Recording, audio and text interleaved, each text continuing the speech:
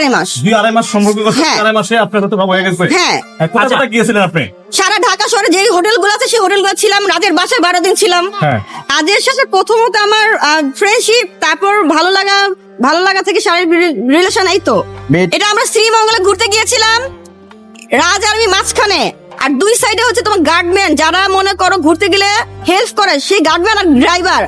এখন যদি বিয়ে না করে, আমার সোজা কথা, আমার সম্মান রাজ গেছে, সম্মান রাজকে ব্যাগ দিতে হইব। এখন কেমনে ব্যাগ দিতে রাজের ব্যাপার। আর রাজ যদি বলে আমি তো সম্মান ব্যাগ দিতে পারবো না, তো তুমি যদি সম্মান ব্যাগ না দিতে পারো, তাহলে আমি তোমার সম্মান, আমার সম্মান তোমাকে দিয়ে আমি কিভাবে ব্যাগ করে যাবো তোমার লাইফ থেকে? যতটুকু জানছি পোলা আছে রিহাব সেন্টারে, আমি যতটুকু শুনছি। কেন কাজ করছি জানো?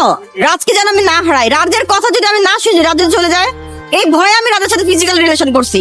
যত তাড়াতাড়ি ফিজিক্যাল গেছি, তত তাদের বিয়ের কথা বলছি আমি। কেমন কথা বললে তুমি আমাকে? রাজ আমার সাথে রাতে দেখা করবে এবং ফ্যামিলি সবাইকে বলবে বিয়ের কথা।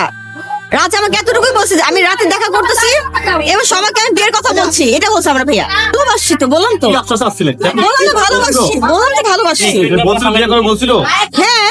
হ্যাঁ, বিয়ে করবে বলছে ভাইয়া। হ্যাঁ, বলেছে ভাইয়া। এখন তো আমার সাথে কথাই হচ্ছে, আমি কিভাবে কথা বলবো আমি বুঝি না। তাড়াতাড়ি আমি প্রেম করছি, তোমার তত তাড়াতাড়ি বিয়ের কথা বলছিলাম রাজকে। তো রাজের মাঝে রাজকে সরাই রাখি। তুমি দেখো, কালকে পুলিশ অফিস আসছে, আজকে রাজের মা নাই, তার মানে বুঝে নাও কোর্ট থেকে অর্ডার পাইনি কি এই বড় মহিলা ভাগারা। এই বিয়েতে কি রাজ রাজি আছে কিনা আমি তো জানি না। রাজের মা যদি রাজকে লুকায় রেখা বলে পোলা রাজি না, এটা কে বিশ্বাস করবা? রাজের কোনো বক্তব্য পাইছো তোমরা?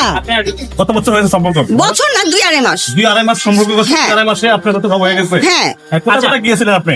সারা ঢাকা শহরে যে হোটেলগুলো আছে সেই হোটেলগুলো ছিলাম, রাজের বাসায় 12 দিন ছিলাম। কোন কোন হোটেলে ছিলেন একটু? না, আমি হোটেলের নামগুলো এখন বলবো না, প্রয়োজন যখন আমি তখন আমি বলবো।